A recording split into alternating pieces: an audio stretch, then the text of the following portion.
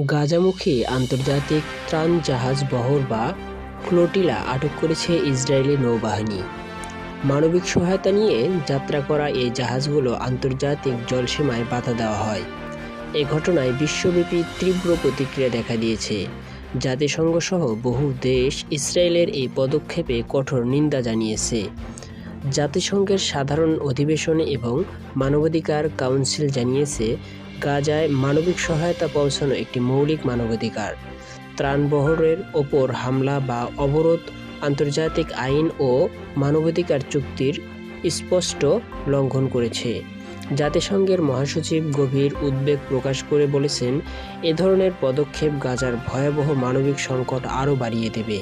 তিনি অবিলম্বে ত্রাণবহরকে গন্তব্যে পৌঁছানোর সুযোগ দেওয়ার আহ্বান জানিয়েছেন। এর আগে জাতিসংঘ নিরাপত্তা পরিষদ একাধিকবার রেজলিউশন পাশ করে গাজায় যুদ্ধবিরতি, বেসামরিক নাগরিক সুরক্ষা এবং মানবিক সহায়তা অবাধ প্রবাহ দাবি জানিয়েছিলেন, কিন্তু ইসরায়েলি সরকার নিরাপত্তার অজুহাতে এ ধরনের ফ্লোটিলা আটক করেছে। আন্তর্জাতিক মানবাধিকার সংস্থাগুলো বলছে, ইসরায়েলের নৌ অবরোধ যুদ্ধ অপরাধের শামিল। অনেক দেশ ইতিমধ্যেই কূটনৈতিকভাবে তীব্র প্রতিবাদ জানিয়েছে এবং আটক হওয়া যাত্রীদের নিরাপত্তা নিশ্চিত করতে জোর দাবি জানিয়েছে। তবে কিছু সূত্রে জানিয়েছে যে এই দেশগুলো ইসরায়েলের বিরুদ্ধে যুদ্ধর প্রস্তুতি নিচ্ছে। কি হতে যাচ্ছে সামনে, চোখ রাখুন আমাদের চ্যানেলে।